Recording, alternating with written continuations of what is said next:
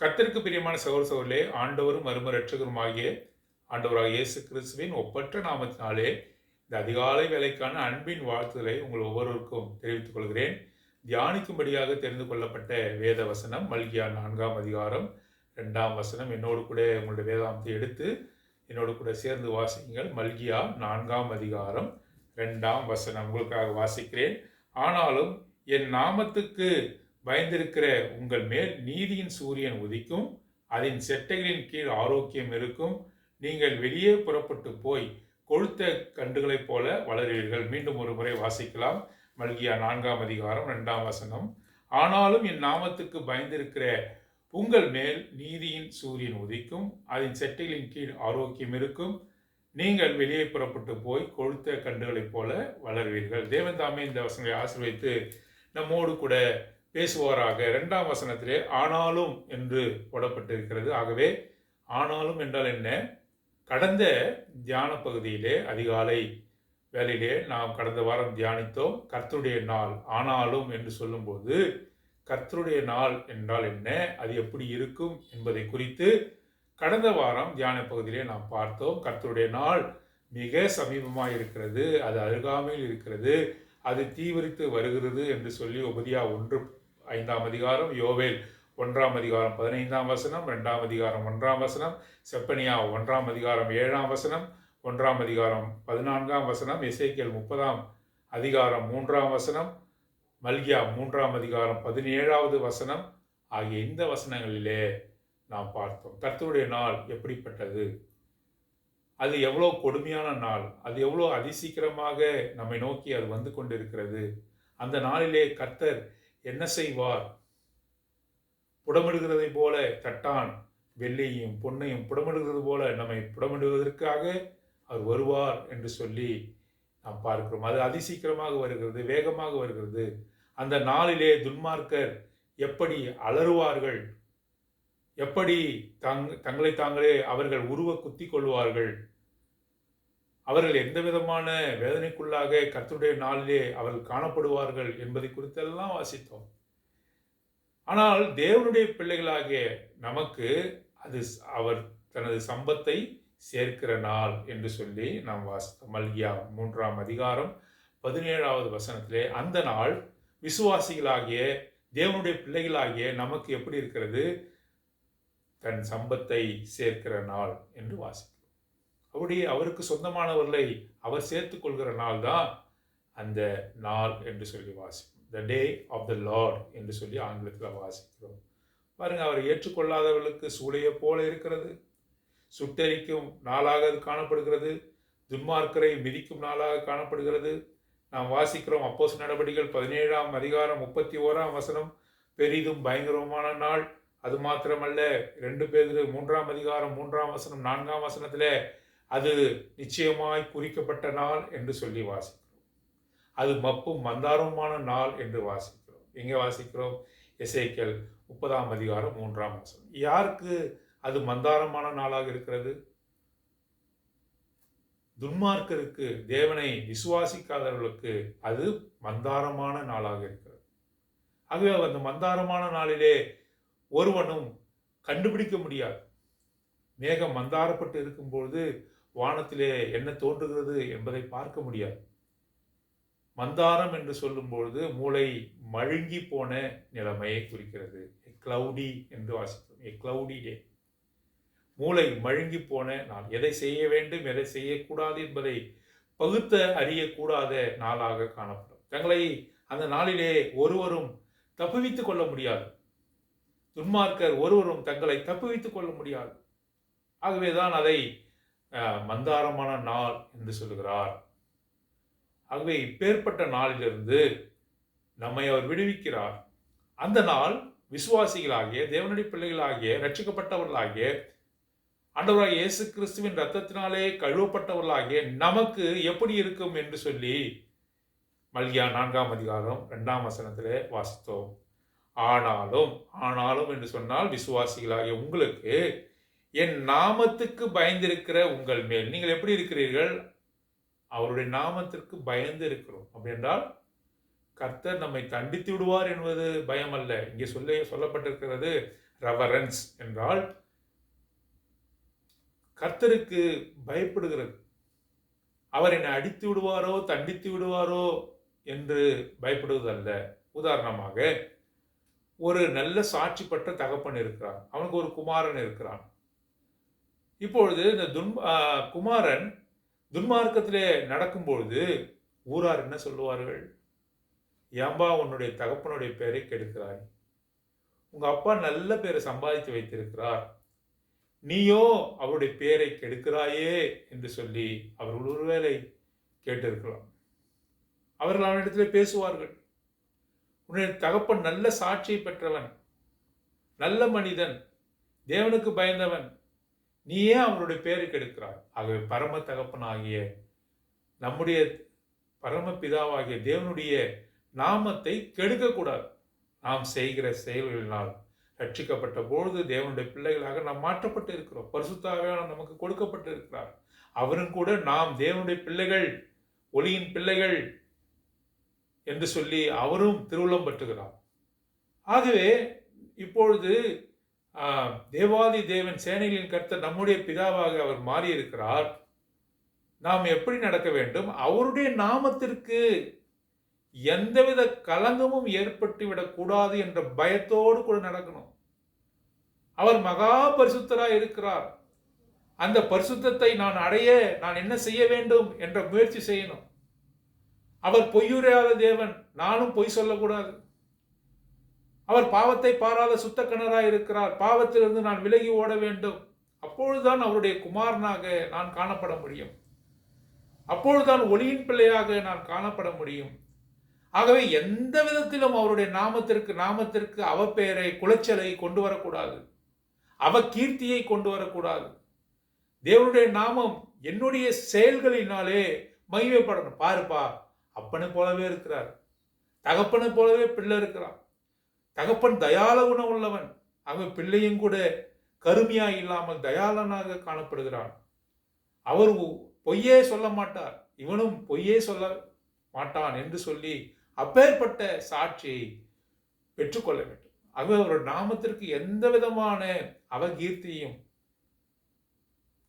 கொண்டு வராதபடி நம்முடைய நடக்கைகள் காணப்பட வேண்டும். ஆகவேதான் பயந்திருக்கிற உங்கள் மேல், அப்படிப்பட்ட தேவனுடைய பிள்ளைகளாகிய உங்கள் மேல் நீதியின் சூரியன் உதிக்கும். ஆண்டவராக இயேசு கிறிஸ்துவானவர் உங்களிலே அவர் உதிப்பார், வெளிச்சத்தை கொடுப்பார்.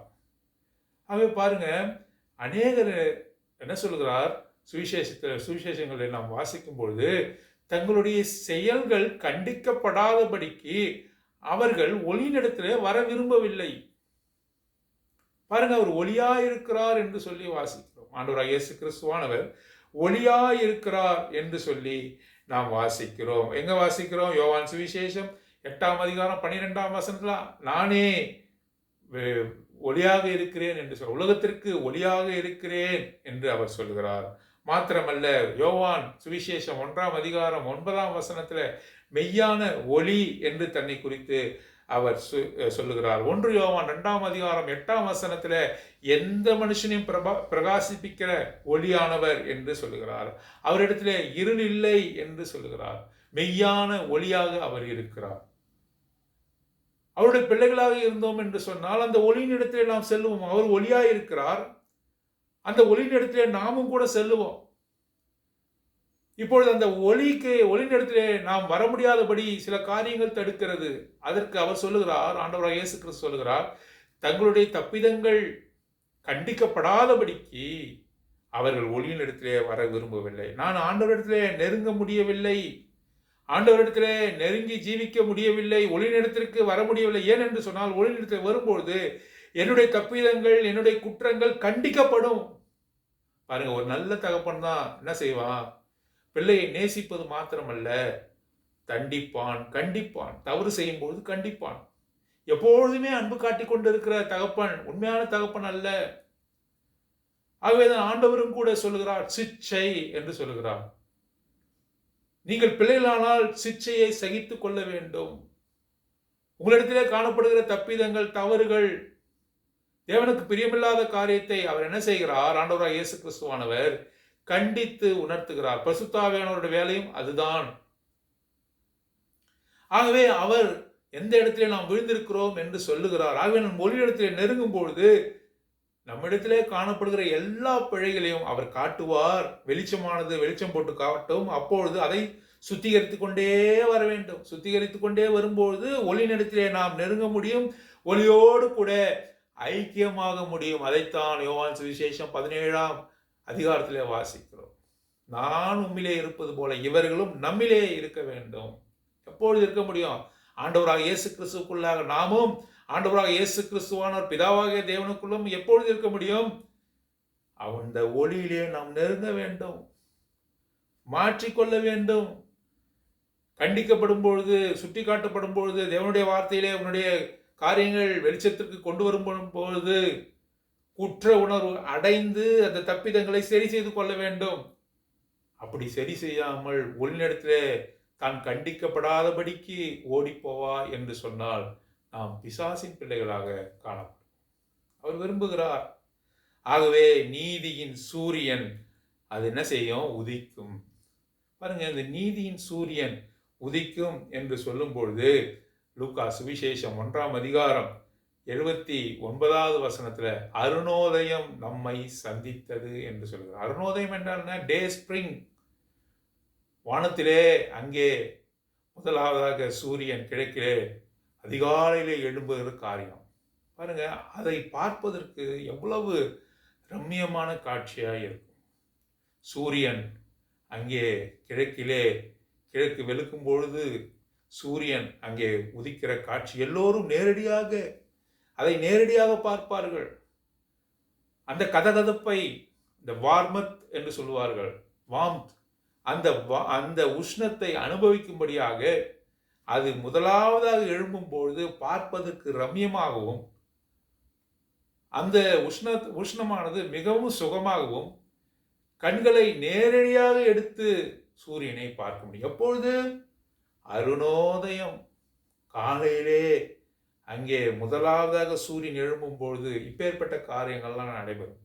அதிலே அன்பு உண்டு, எல்லா விதமான காரியம் உண்டு. அருணோதயம் நம்மை சந்தித்தது. 1ஆம் அதிகாரம் 79ஆம் வசனம் லூக்கா சுவிசேஷம் 1:79 வாசிக்கிறோம். இருளிலே அமர்ந்திருந்த நம்மை அருணோதயம் சந்தித்தது. பாவத்திலே அமர்ந்திருந்த நம்மை சூரியன் எப்படி இருளை நீக்கி கொண்டு அது முதலாவதாக அருணோதயமாக உதிக்கிறதோ அதை போல நம்மை தேவாதி தேவன் சந்தித்தார்.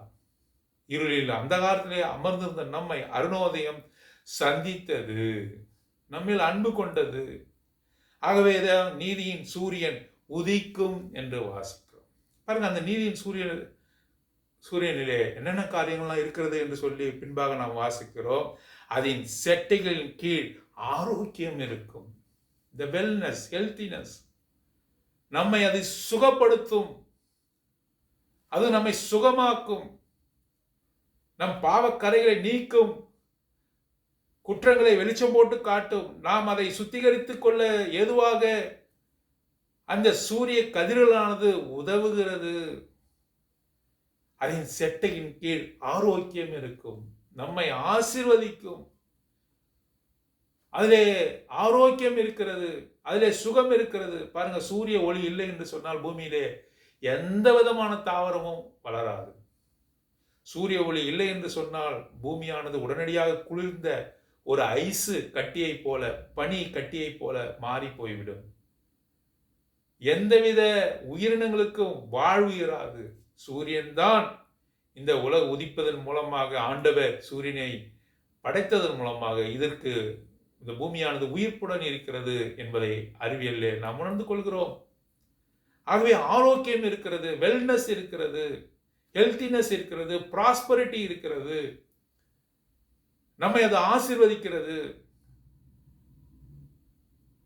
பாருங்க, எவ்வளவு விதமான காரியத்தை இந்த அருணோதயம் நம்மை சந்திக்கும் போது நடக்கிறது. நீதியின் சூரியன், சூரியன் என்று சொல்லவில்லை, நீதியின் சூரியன் உதிக்கிற இடம். பாருங்க, இந்த சூரியனை பார்த்துருக்கீங்களா? காலையிலே நாம் கேட்ட வண்ணமாக அதை பார்ப்பதற்கு, அதனுடைய கதகதப்பை உணர்ந்து கொள்வதற்கு, அதனுடைய அழகை ரசிப்பதற்கு நாம் போய் பார்க்கிறோம்.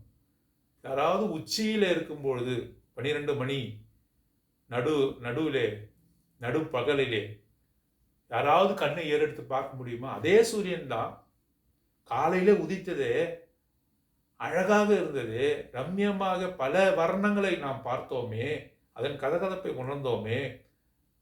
உச்சியிலே நடுவானிலே அது மதிய வேளையிலே நிற்கும் பொழுது யாராவது வெளியே போக முடிகிறதா?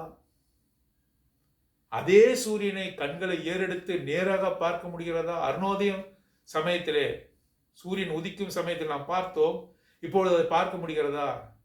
ஏன் பார்க்க முடியவில்லை? ஏனென்று சொன்னால் தன்னுடைய உக்கிர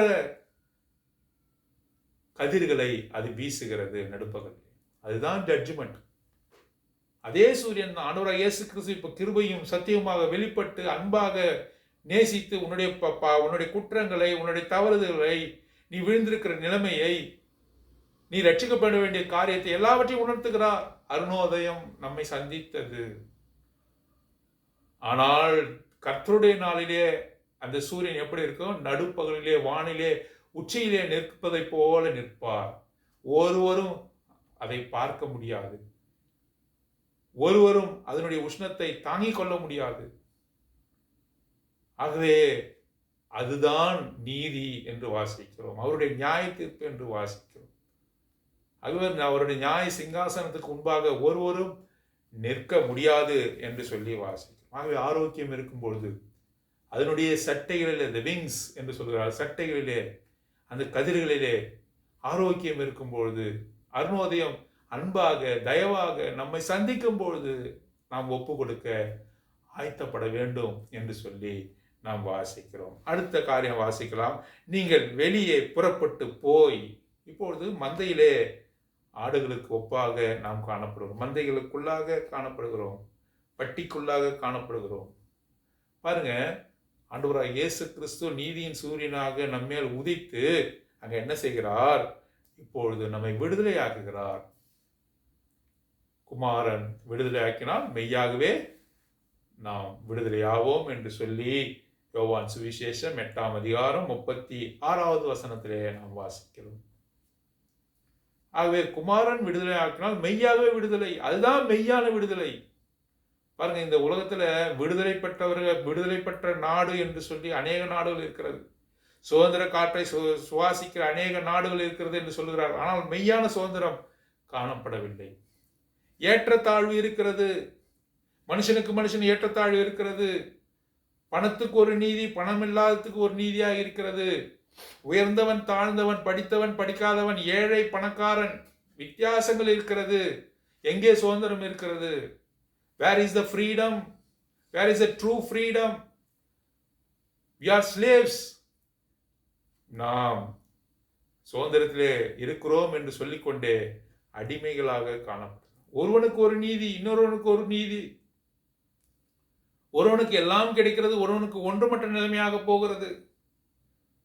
ஆக இங்கே நாம் வாசிக்கிறோம், அந்த நீதியின் சூரியன் உதிக்கும் பொழுது பட்டியிலே இருக்கிற, அடைப்பட்டு இருக்கிற, மெய்யான விடுதலையை கண்டடையாமல் இருக்கிற நமக்கு என்ன செய்கிறார்?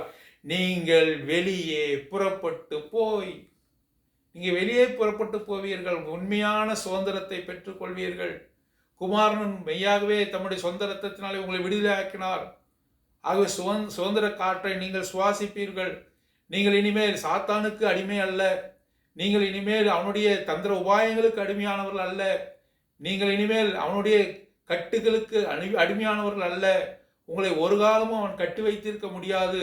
நீங்கள் சுதந்திர காற்றை சுவாசித்தீர்கள். எப்பொழுது? நீதியின் சூரியன் உங்கள் மேல் உதித்த பொழுது, நீங்கள் கர்த்தருக்கு பயப்பட்ட பொழுது, அவருக்குரிய மகிமையும் மாட்சிமையும் செலுத்தின பொழுது, அவரை ஆராதித்த பொழுது, உங்களுடைய பாவங்களை அறிக்கை செய்த பொழுது இப்பேற்பட்ட காரியங்கள் நடந்தது. எப்படி புறப்பட்டு போவார்கள்?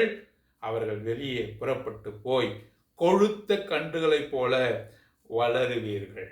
கொழுத்த கன்றுகளைப் போல வளருவீர்கள். மகிழ்ச்சியாக நாம் என்ன செய்வோம்? பாருங்க, பட்டியலே அடிக்கப்பட்ட கன்றுகளை அவிழ்த்து விடும் பொழுது, விடுதலையாக்கும் பொழுது, கதவை திறக்கும் பொழுது கன்று குட்டிகள் எப்படி ஓடி வரும் தெரியுமா? குதிச்சு துள்ளி குதிச்சு ஓடி வரும். நடந்துதான் வராது. குதிச்சு துள்ளி குதிச்சு ஓடி வரும். அதனுடைய மகிழ்ச்சிக்கு அளவில்லை. நம்முடைய மகிழ்ச்சிக்கு அளவில்லை.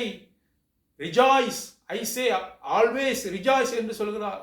எப்பொழுதும் சந்தோஷமாயிருங்கள், சந்தோஷமாயிருங்கள், எப்பொழுதும் சந்தோஷமாயிருங்கள். நமக்கு சந்தோஷத்தை கொடுக்க ஆண்டவர் வந்தார். அவர் அடிமைத்தனத்தின் ஆவியை கொடுக்கவில்லை. அப்பா பிதாவே என்று கூப்பிடக்கூடிய புத்திர சுவிகாரத்தின் ஆவியை கொடுத்திருக்கிறார். அந்த ஆவியானது நம்மை சந்தோஷப்படுத்துகிறது. பாவத்திலிருந்தும் மரணத்திலிருந்தும் விடுதலையாக்கினது. அடைக்கப்பட்டிருந்த நம்மை அவர் விடுதலையாக்கினார். நீதியின் சூரியன் உதித்தது. அருணோதயம் நம்மை சந்தித்தது. ஆண்டவராக இயேசு கிறிஸ்துவான நம்மை சந்தித்தார். அந்த சமயத்திலே முழுவதுமாக நம்மை அவருக்கு ஒப்பு கொடுத்தோம். அதன் விளைவாக பாவத்திலிருந்தும் மரணத்திலிருந்தும் எல்லாவற்றிலிருந்தும் மரண பயத்திலிருந்தும் எல்லாவற்றிலிருந்தும் விடுதலையாக்கப்பட்டோம் என்று சொல்லி வாசித்தோம். வெளியே வருவார்கள். அவர்கள் அப்பொழுது என்ன செய்வார்கள்? துள்ளி குதித்து மகிழ்ந்து வருவார். கொழுத்த கன்றுகளைப் போல வளருவீர்கள். கொழுத்த கன்று எப்படி வளருமோ அதை போல வளருவீர்கள். பாருங்க, லூக்கா சுவிசேஷம் 6ஆம் அதிகாரம் 23ஆம் வசனம். அந்நாளிலே நீங்கள் சந்தோஷப்பட்டு களி கூறுங்கள், பரலோகத்தில் உங்கள் பலன் மிகுதியாயிருக்கும். அவருடைய பிதாக்கள் தீர்க்கதரிசிகளும் அப்படியே செய்தார்கள். சந்தோஷப்பட்டு களி கூறுங்கள். ஆண்டவர் சொல்கிற காரியம். விடுதலை கிடைத்தது. யாரால் விடுதலை கிடைத்தது? அந்த நீதியின் சூரியனால் நமக்கு விடுதலை கிடைத்தது. மெய்யான ஒளியாக இந்த உலகத்திலே வந்தார். நம்மை விடுவிக்கும்படியாக வந்தார். பாவத்தை நம்மிடத்தில் இருக்கிற கசடுகளை, அழுக்குகளை, பாவத்தை கலையும் பொருட்டாக வெளிச்சத்திற்குள்ளாக நம்மை கொண்டு வந்தார். லூக்கா சுவிசேஷம் 1ஆம் அதிகாரம் 79ஆம் வசனத்தில் வாசிக்கிறோம். they sit in the darkness என்று வாசிக்கிறோம். அவர்கள் அந்தகாரத்திலே அமர்ந்திருந்தார்கள் என்று வாசிக்கிறோம். அவர்களுக்கு நீதியின் சூரியன் உதித்தார். ஆனாலும் துன்மார்க்கருக்கு இல்லை, அவருக்கு நியாயத்திற்கு வைக்கப்பட்டிருக்கிறது. தேவனுடைய நாளிலே அவர்கள் தகிக்க போகிறார்கள். அவர்கள் அவருடைய தீர்ப்பை எதிர்நோக்கி காத்திருக்கிறார். ஆனாலும் நமக்கோ, தேவனுக்கு பயப்படுகிற, தேவனுக்கு மரியாதையை செலுத்துகிற, கனத்தை செலுத்துகிற உங்களுக்கோ ஆண்டவர் என்ன செய்கிறார்? மகிழ்ச்சியான காரியத்தை செய்கிறார். நீதியின் சூரியன் நம்மேல் உதிக்கிறது. அதனுடைய சட்டையின் கீழ் ஆரோக்கியம் இருக்கிறது.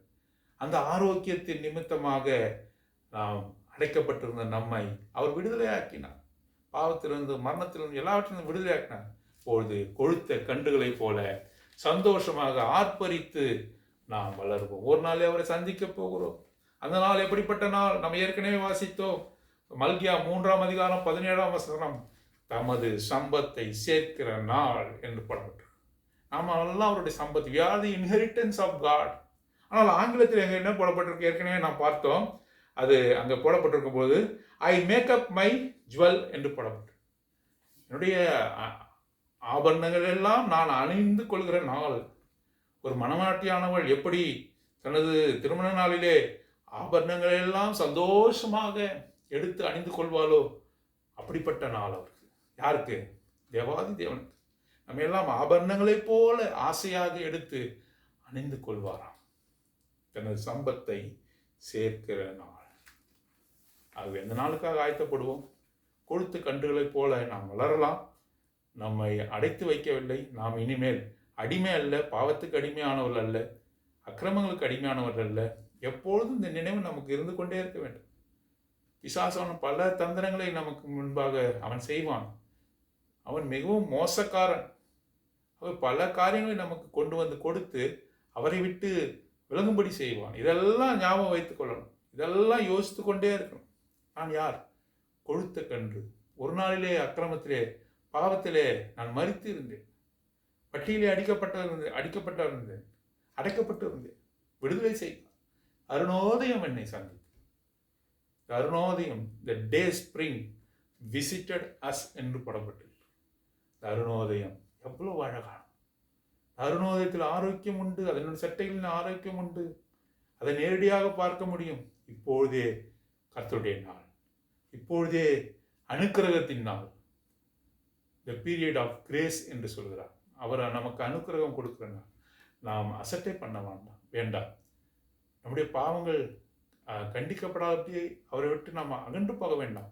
அறிக்கை செய்து ஒப்பு கொடுத்து ஒளியின் இடத்துல நெருங்கிக் கொண்டே வர வேண்டும். நெருங்கி கொண்டே வர வேண்டும். அவரோடு கூட கலக்க வேண்டும், ஜோதியில ஐக்கியமாக வேண்டும். அதுதான் யோவான் சுவிசேஷம் 17ஆம் அதிகாரத்தில் வாசித்தோம். அப்படிப்பட்டவர்களாக நம்மை மாற்ற தேவன் தாமே நம்மை முழுவதுமாக தேவனுக்கு நம்மை முழுவதுமாக ஒப்பு கொடுத்த தேவன் தாமே நமக்கு உதவி செய்வாராக. அன்பும் கிருபை உள்ள பரலோக பிதாவே, நீர் கொடுத்த வார்த்தைக்காக ஸ்தோத்திரம். ஆண்டவரே, ஜீவனுள்ள வார்த்தைகள் நீங்கள் மத்தியில் பேசுகிறது. நன்றி செலுத்தி துதிக்கிறோம். உண்மை போற்றி வாழ்த்துவோம். வசனத்தை கொண்டு இருக்கிற அருமையான உடைய பிள்ளைகளை ஆசீர்வதி. அருணோதயமாக ஒரு நாளிலே அவளை சந்தித்து ஆண்டவரே தங்களுடைய பாவங்களை அவர்கள் அறிக்கையிட்டார்கள். ஆண்டவரே உண்மை ஏற்றுக்கொண்டார்கள். உங்களுடைய சட்டையில் ஆரோக்கியம் இருக்கிறது. அதை சுகப்படுத்தி கொண்டே வருகிறீர். உண்மை போலவே மாற்றிக்கொண்டே வருகிறீர். நன்றி செலுத்தி உண்மை துதிக்கிறோம். நன்றி செலுத்தி உண்மை துதிக்கிறோம். பெரிய காரியங்களை செய்வீராக. கொழுத்த கன்றுகளைப் போல அவர்கள் வளரட்டும். உடைய பிள்ளைகள் வளரட்டும். ஒரு கன்றானது எப்படி கொழுத்து வளருகிறதோ, எப்படி துள்ளி குதித்து வளருகிறதோ, அதை போல அவர்கள் ஆவிக்குரிய விஷயங்களிலும் ஆண்டவரே இந்த உலகத்தில் உள்ள காரியங்களிலும் அவர்கள் வளர நீதான் உதவி செய்யும். ஆண்டவரே, நீர் எல்லாவற்றையும் வானத்தின் பலங்களை திறந்து அவர் ஆசீர்வதித்திருக்கிறீர். இந்த உலக பிரகாரமாகவும் நீர் ஆசீர்வதிக்க நன்றி செலுத்துகிறோம். ஆண்டவரே, அவர்கள் வளரத்தக்கதாக உதவி செய்யும். அவர்கள் அடிமைகள் அல்ல, அவர் பிசாசின் பிள்ளைகள் அல்ல, உம்முடைய பிள்ளைகள். அந்த நினைவு எப்பொழுதும் அவளிடத்தில் இருக்கட்டும். உண்மை குறித்து பயப்படுகிறவர்களாக காணப்பட வேண்டும். உடைய நாமத்திற்கு அபகீர்த்தியை கொண்டு வரக்கூடாது என்று எப்பொழுதுமே அவர்கள் ஜாக்கிரதையாக இருக்க நீதாமே உதவி செய்தல்ல வேண்டும் என்று ஒப்பு கொடுத்து இதை ஆண்டவர் இயேசு கிறிஸ்துவின் நாமத்தின் மூலம் பிதாவிற்கு நல்ல பிதாவே, ஆமேன், ஆமேன்.